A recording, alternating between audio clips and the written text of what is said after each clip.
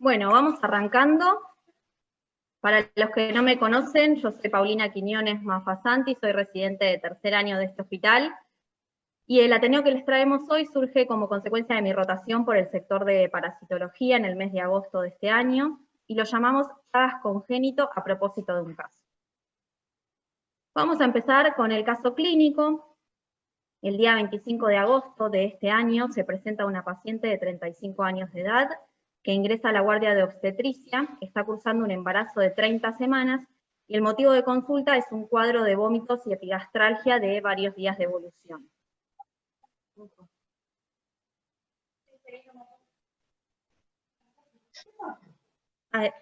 Esperen un segundito que estamos teniendo problemas técnicos con el proyector. Acá se cortó la luz, se cortó. Sí, pero ¿están viendo la presentación ustedes? Sí, pero una fase se nota que salió de funcionamiento. Bueno, yo voy a seguir entonces. Sí. Bueno, entonces, teníamos una paciente embarazada de 30 semanas que consulta por un cuadro de vómitos y epigastralgia de varios días de evolución. Al examen físico, la paciente está lúcida, orientada y vigil, hemodinámicamente compensada, y el monitoreo fetal en ese momento da dentro de los parámetros esperados. Le solicitan estudios de imágenes y un laboratorio. Yo les muestro el hepatograma, que como pueden observar, dio totalmente alterado, una fosfatasa alcalina de 268 unidades internacionales por litro, cuando el valor de referencia es hasta 100, una bilirrubina total de 2,80 miligramos de decilitro, cuando el valor de referencia va de 0,10 a 1,40, una bilirrubina directa de 1,90 miligramos de decilitro, cuando el valor normal es hasta 0,40, y las transaminasas también muy elevadas con respecto a los valores de referencia. Por esta alteración del hepatograma se decide internar a la paciente para estudiar la causa de la misma, y se decide hacer una interconsulta con el sector de hepatología. Al día siguiente, si quieren vengan para este lado, perdón. Al día siguiente la evalúa esta paciente el sector de hepatología, y con este laboratorio y con estudios de imágenes le hacen el diagnóstico de una esteatosis aguda grave del embarazo, y por el alto riesgo materno-fetal que esto implica, se indica la interrupción del embarazo. Entonces ese mismo día le hacen una cesárea de urgencia. Ya hablando desde el sector de neonatología, reciben ese mismo 26 de agosto un recién nacido pretérmino de 30 semanas, con un peso elevado para la edad gestacional, una enfermedad de membrana hialina que es propia de la prematurez, si es un problema respiratorio, como no pueden sintetizar surfactante por la inmadurez, colapsan los alveolos y tienen esta enfermedad de membrana hialina. Y llama la atención un abdomen distendido y tenso que no mejora con la colocación de sonda de descompresión con meconio positivo, y tiene múltiples máculas azuladas a predominio de tronco y muslos. Al día siguiente, el neonato tiene un día de vida, pero notan un empeoramiento del cuadro de membrana hialina, y en cuanto a lo gastrointestinal, el abdomen sigue con una leve distensión, blando, depresible, con esplenomegalia, y también ahora impresiona hepatomegalia. Ahora no me deben estar viendo, ¿no? Estamos a oscuras, se ve que se cortó la luz acá en el instituto.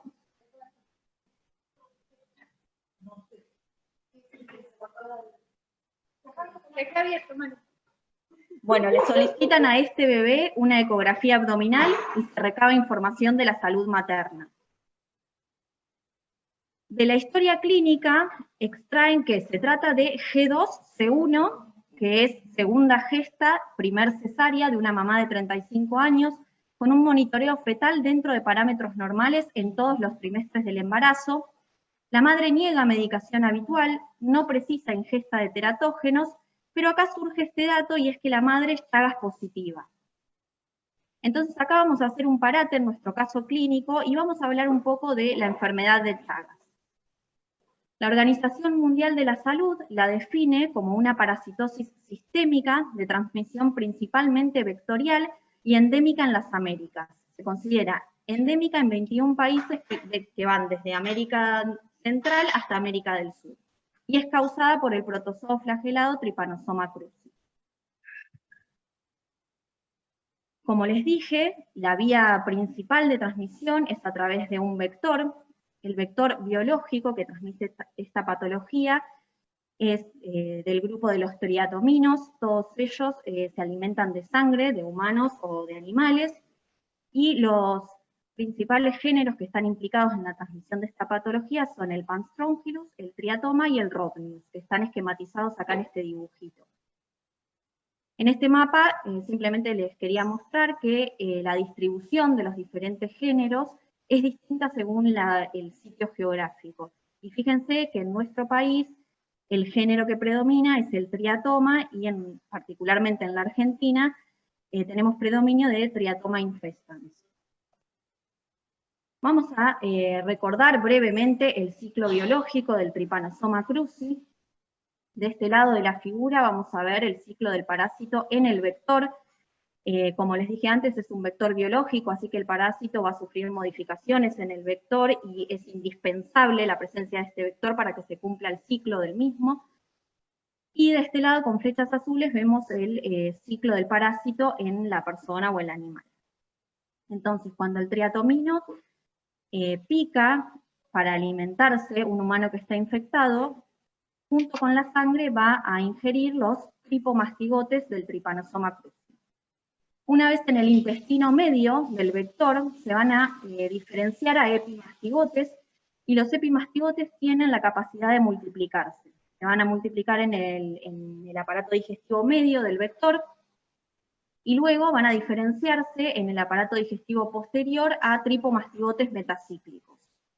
Los tripomastigotes metacíclicos es el estadio infectivo del Trypanosoma cruzi, y cuando este vector vuelve a picar a otra persona que no está infectada, los triatominos tienen el hábito de defecar cuando se están alimentando. Entonces, pica para alimentarse y a la vez defeca. Entonces, cerca del sitio donde picó, va a defecar y va a depositar los tripomastigotes metacíclicos. Una vez en el interior de la persona, estos tripomastigotes van a invadir las células aledañas al sitio de inoculación, se van a diferenciar a mastigotes, que son estas estructuras redondeadas que vemos acá. Los amastigotes se van a multiplicar por fisión binaria dentro de las células, y cuando se rompen las células se van a liberar los tripomastigotes a circulación. Y los tripomastigotes no se multiplican. Para volver a multiplicarse van a tener que invadir nuevas células en otros sitios o ser ingeridos por el vector y empezar el ciclo nuevamente en el vector. Entonces, a modo de resumen, podríamos encontrarnos en la persona estas estructuras, los amastigotes, por ejemplo, en biopsias de tejido, y en circulación periférica nos vamos a encontrar estas estructuras características que son los tripomastigotes. Fíjense que tienen como una forma característica que se dice como en signo de interrogación, tienen un núcleo prominente central. Esta estructura más pequeña que vemos acá la llamamos kinetoplasto, de la cual va a partir esta membrana ondulante que termina en el flagelo. Esa es la morfología característica de los tripomastigotes que encontramos en circulación. Y tienen un movimiento también característico. Bueno, en cuanto a las vías de transmisión, ya dijimos que la principal era la vía de transmisión vectorial, aproximadamente un 70% en las zonas endémicas es por esta vía. También tenemos un 26% de vía de transmisión transplacentaria, y hay un 4% que se va a transmitir por transfusiones sanguíneas o trasplante de órganos, accidentes laborales y por la ingestión de comida contaminada. En cuanto a la epidemiología, en esta guía para el diagnóstico y tratamiento que publicó la Organización Panamericana de la Salud a principios de este año, dice que América Latina tiene 6 millones de infectados, con una incidencia anual de 30.000 casos por transmisión vectorial, 9.000 recién nacidos infectados durante el embarazo y alrededor de 14.000 muertes al año. Esto claramente nos está hablando de que es un grave problema de salud pública que tenemos. Y no solo es un problema de las Américas, como llaman ellos, sino que también se está viendo que por la migración de las personas ya hay muchos casos principalmente en América del Norte y en Europa. Y esto es principalmente por la vía de transmisión transplacentaria. Este mapa era simplemente para mostrarles eso, que ya hay ejemplos de rutas migratorias y mediante cálculos sacan como una prevalencia de los casos que habría por migración. En cuanto a políticas de salud pública, hay dos hechos importantes. Uno en la década del 90, cuando se crea una comisión intergubernamental para la enfermedad de Chagas, con la Organización Panamericana de la Salud como secretaría.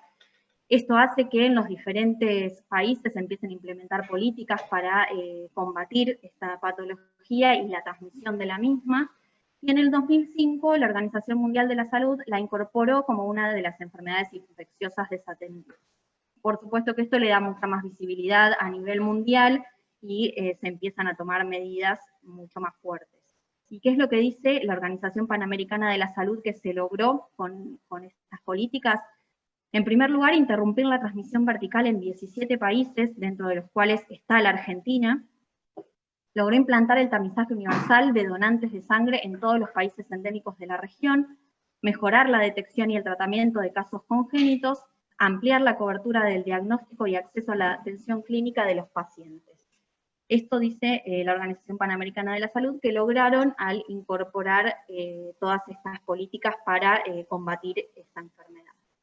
Les muestro los datos que se publicaron en el Boletín Integrado de Vigilancia. Se ve chiquito, pero ahora lo vamos a ver un poco más grande.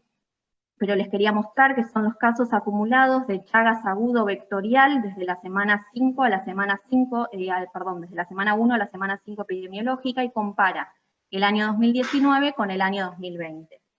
Les muestro acá, o sea, lo discrimina entre provincias, yo les muestro el total país, y fíjense que Chagas agudo vectorial tenemos 0 en el año 2019, 0 en el año 2020. O sea, es real, para mostrarle que es real esto que decía la Organización Panamericana de la Salud. Les muestro también, no estoy pudiendo pasar la diapo. Ahí está. Les muestro también la detección en bancos de sangre, lo mismo está discriminado por provincia, yo les voy a mostrar el total país.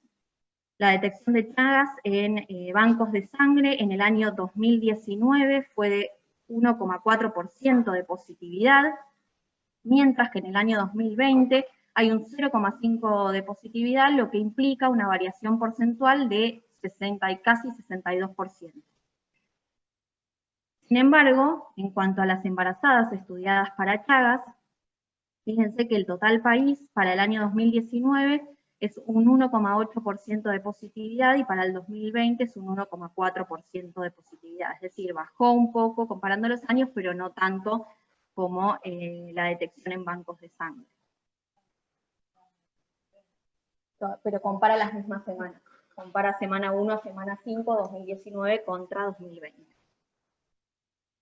En cuanto a la transmisión transplacentaria, cómo el Trypanosoma cruzi evade la barrera placentaria, la respuesta inmune materna, la respuesta inmune fetal, es al día de hoy un tema de debate. Hay muchas hipótesis publicadas, pero ninguna ha tomado relevancia. Lo que sí me gustaría mencionarles es que todos coinciden en que es un proceso muy complejo en el cual interaccionan varios factores, como por ejemplo la patogenicidad del Trypanosoma cruzi, la respuesta inmune materna y la respuesta inmune fetal, y que de la interacción de todos estos factores depende si se va a transmitir o no. Aún así, una mujer embarazada con Chagas crónico puede transmitir a uno o a más embarazos, y esto también nos habla de la complejidad, no es que le va a transmitir a todos los embarazos o a ninguno, como que depende de muchos factores y se dan cada embarazo de manera diferente. Sin embargo, aunque no sabemos cómo se produce la transmisión transplacentaria, sí me gustaría mencionarles que hay varios trabajos que hablan de los factores de riesgo para que la transmisión placentaria ocurra. Este es un trabajo que se publicó en el año 2015, se hizo en Bolivia. Durante 3 años se evaluaron 1.696 mujeres embarazadas que asistieron a 2 hospitales distintos en 2 ciudades distintas.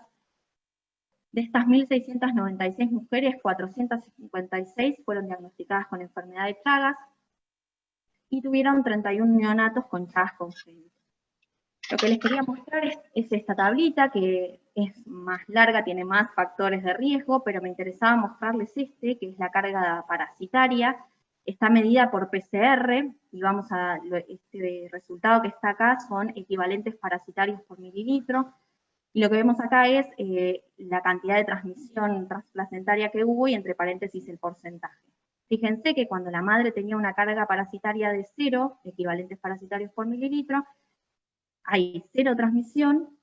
Cuando la carga es de 1 a 34, el porcentaje de transmisión es de 14,3, y cuando la carga parasitaria es mayor o igual a 35, tenemos un 30% de transmisión. Y esta asociación con un P menor a 0,0001. Entonces ellos en las conclusiones dicen que hay una asociación significativa entre la carga parasitaria y la transmisión transplacentaria. Otra de las cosas interesantes que dice este trabajo es que las pacientes embarazadas que viven en una vivienda con permanencia del vector en la misma, van a tener menos probabilidades de transmisión transplacentaria, y lo que ellos postulan es que esto es porque al estar expuesta constantemente al vector, va a tener una respuesta inmune constante, y esto va a hacer que la carga parasitaria sea menor. Entonces va a haber menos probabilidad de transmisión transplacentaria. Por el contrario, las mujeres embarazadas, que hace años que no viven en una vivienda con el vector, van a tener mayor carga parasitaria y van a transmitir más a su descendencia la enfermedad. Bueno, ya para hablar más del Chagas congénito en cuanto a las manifestaciones clínicas, es importante que tengamos en cuenta que aproximadamente el 90% son asintomáticos, es decir, que cuando nacen no nos vamos a dar cuenta, en la mayoría de los casos, por las manifestaciones clínicas que tienen enfermedad de Chagas. Por eso es muy importante saber el estatus de la madre, ¿sí? Si tienen manifestaciones, las más frecuentes van a ser hepatoesplenomegalia, que si recuerdan era una de las manifestaciones de nuestro caso clínico, prematurez y bajo peso, ictericia, anemia y taquicardia persistente. Después, algunas manifestaciones poco frecuentes pueden ser la hepatitis neonatal, la sepsis, la miocarditis, la meningoencefalitis, edema, fiebre, exantema, megaesófago, megavejiga y algunos más, pero son muy poco frecuentes, pero algunos pueden ser muy graves y pueden llevar a la muerte del neonato. Este es el algoritmo diagnóstico que está publicado en la Guía para la Atención al Paciente con Enfermedad de Chagas, que publica el Gobierno de la Nación Argentina, cuya última revisión es en el año 2018. Fíjense que partimos sabiendo que la madre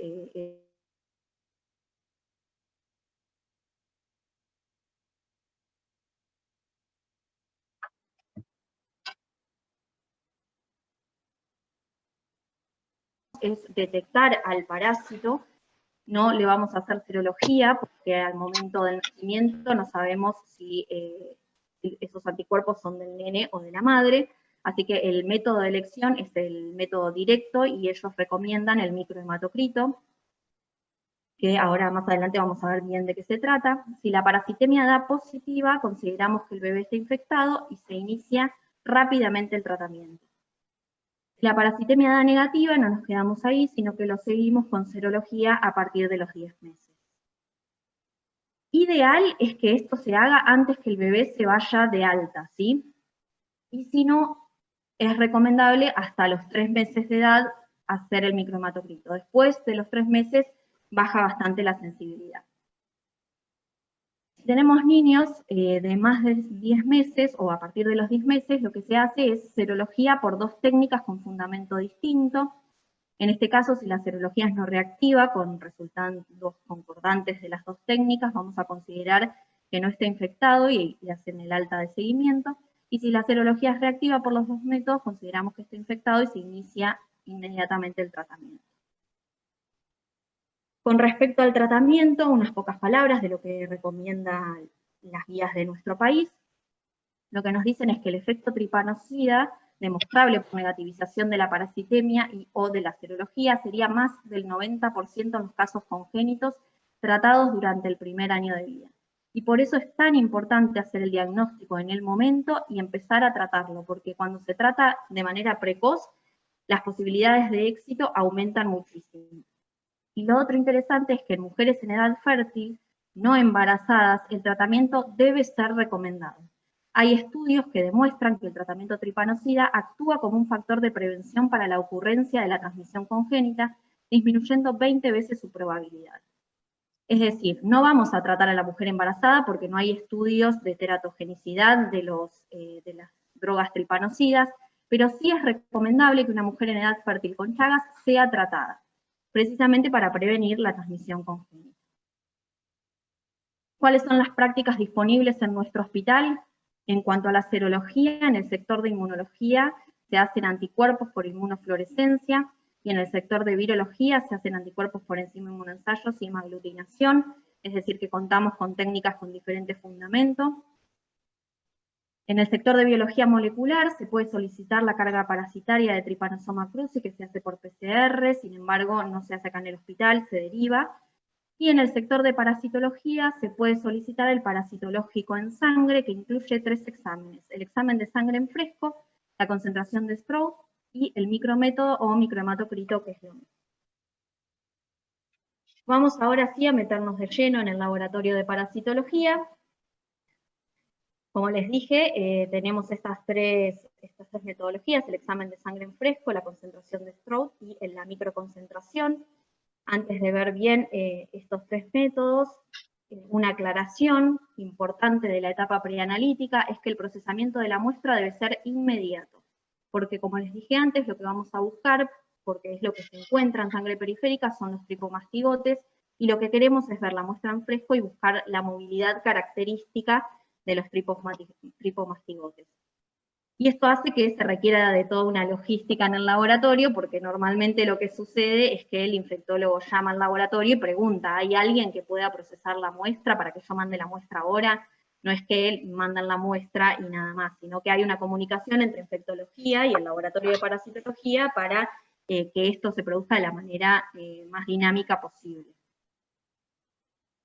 Vamos a ver brevemente en qué consisten las metodologías. Van a ver que son metodologías sencillas. El examen de sangre en fresco se hace con sangre anticoagulada, puede ser con heparina, pero la mayoría de las veces se reciben muestras anticoaguladas con ETA. Simplemente consiste en poner una gota de la sangre en un portaobjetos, cubre objetos y observar al microscopio con objetivos de 10 por y 40 por. Como les dije previamente, vamos a buscar las formas móviles del tripomastigote.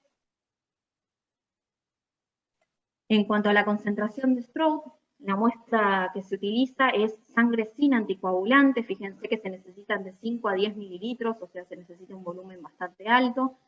Se va a dejar a temperatura ambiente, lo que queremos es que se produzca la retracción del coágulo.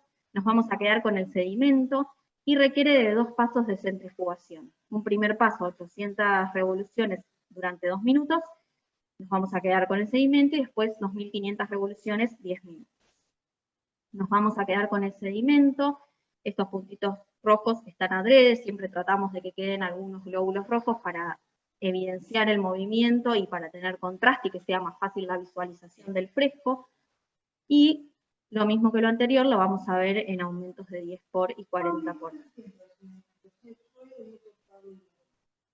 Sí, pero siempre sacás un poquito porque lo que querés es... No, en realidad lo que hacemos es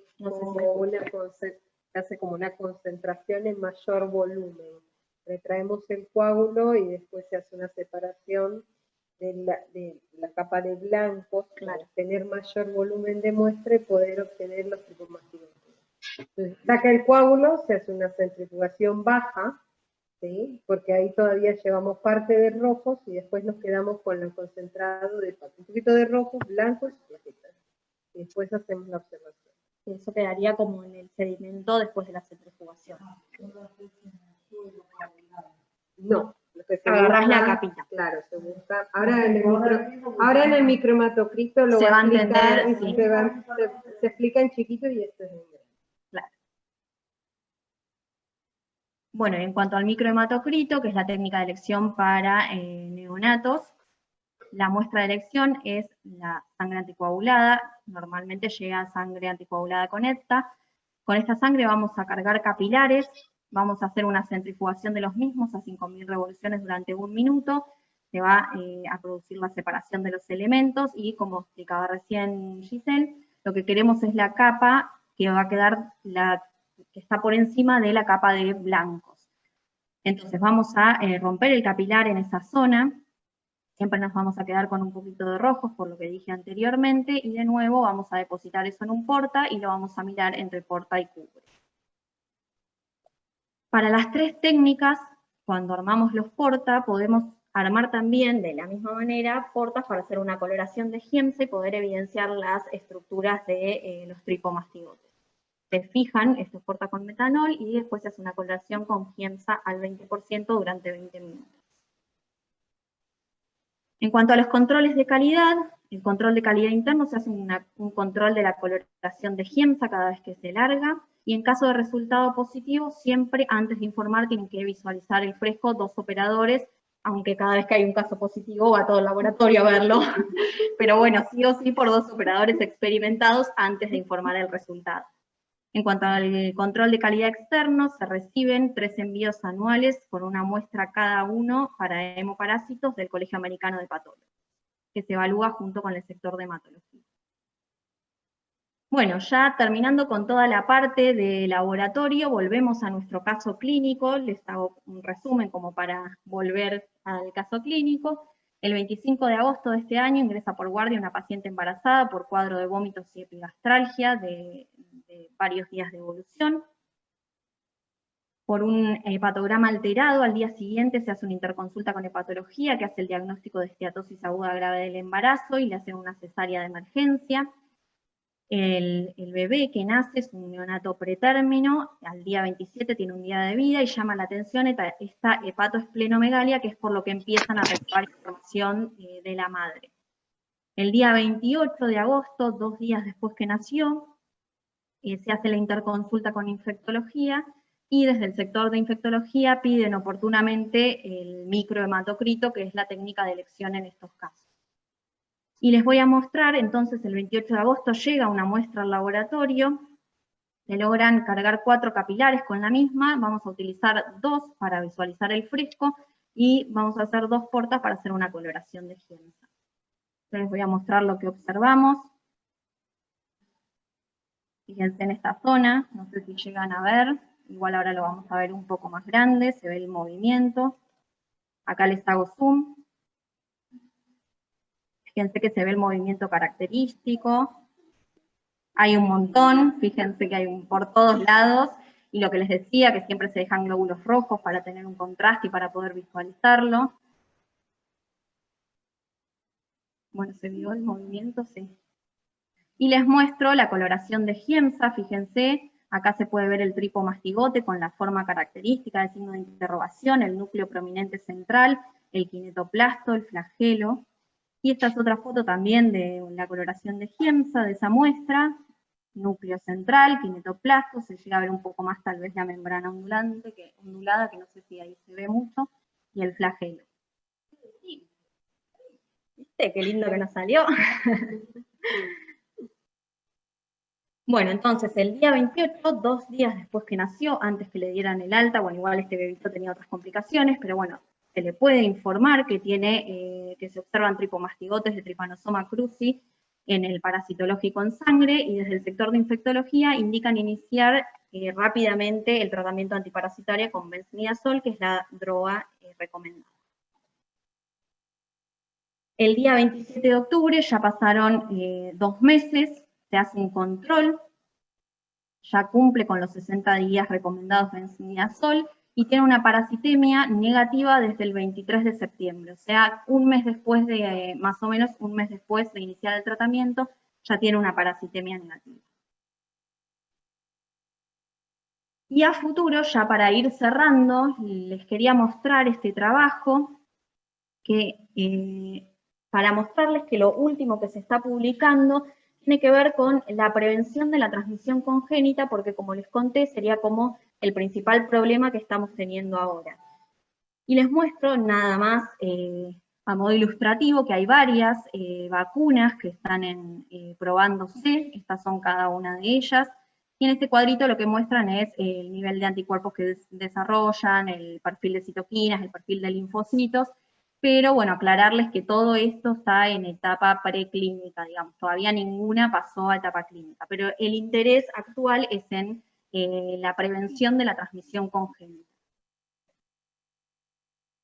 Y las conclusiones, ya para cerrar, recordar que lo venimos diciendo, pero recordar que es un problema de salud pública a nivel mundial, ya no es más un problema de salud pública de las Américas. Actualmente la principal vía de transmisión es la vía transplacentaria y por eso los esfuerzos por frenar esta vía. En cuanto al Chagas congénito, la importancia del diagnóstico y el tratamiento precoz para la buena evolución de los pacientes. En cuanto al diagnóstico de laboratorio, resaltar que son metodologías de fácil acceso, son metodologías sencillas las que se necesitan. Si bien obviamente los profesionales tienen que estar altamente capacitados para poder hacer estos estudios, no se requiere de grandes tecnologías para poder hacerlo y realmente es muy importante el diagnóstico oportuno y precoz porque se puede salvar la vida de un... Así que si bien las metodologías, o sea, es importante que haya profesionales capacitados para poder hacer esto. Bueno, esta es la bibliografía consultada y no sé si tienen algunas preguntas. Muchas gracias por escucharme.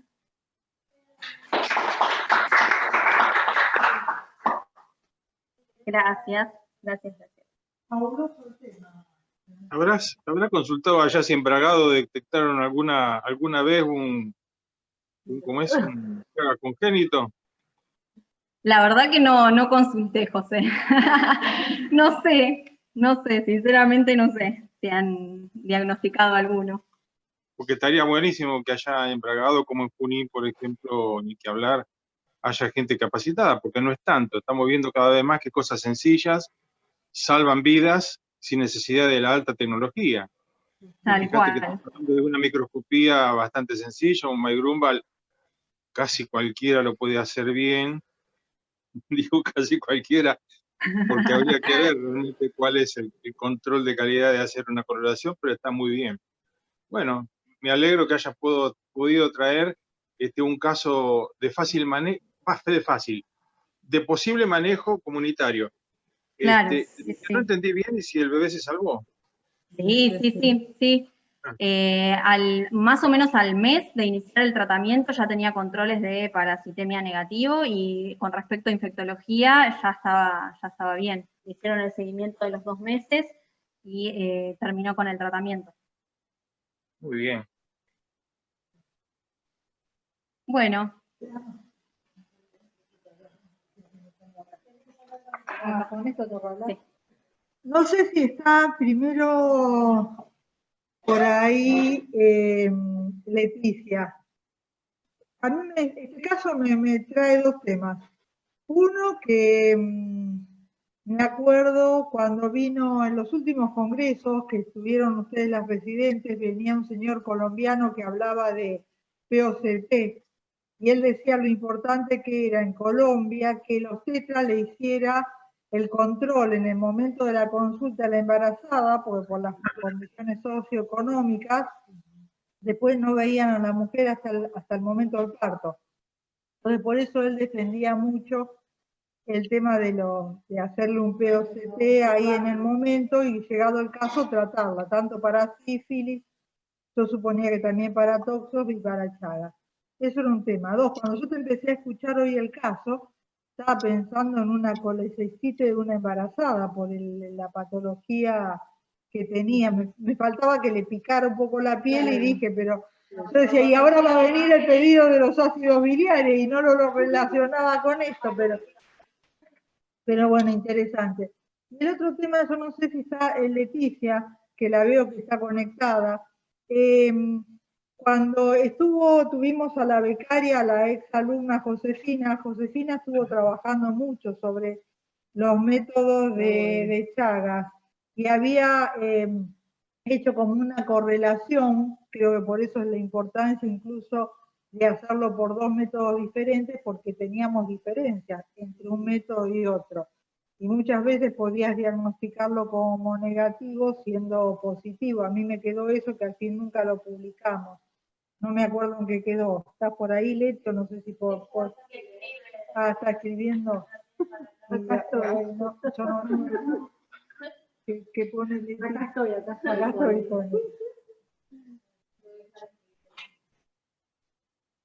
Bueno, hoy, yo digo hoy, yo siempre digo hoy es un día complicado y cada vez que tenemos un Ateneo o algo, tenemos algo complicado. Hoy se cortó la luz y estábamos complicaditos.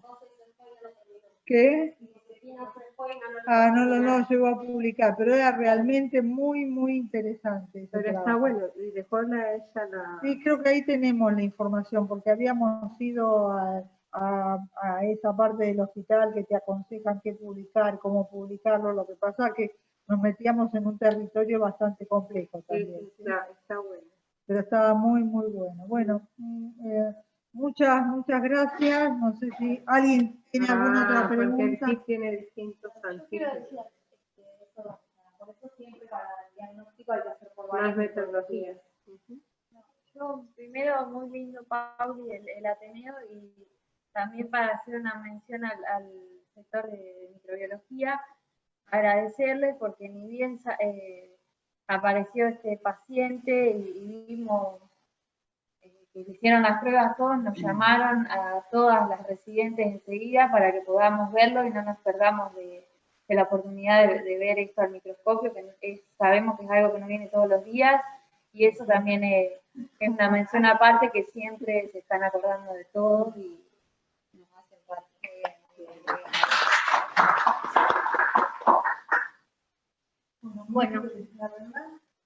Bueno, muy bien. Si no hay más dudas, entonces nos vemos la próxima ida. No sé si quieres decir algo de... ¿Listo? No, gracias. Bueno. Muy interesante, muy bien dado. Bueno, muchas gracias. Nos vemos. Sí, viene muy poco.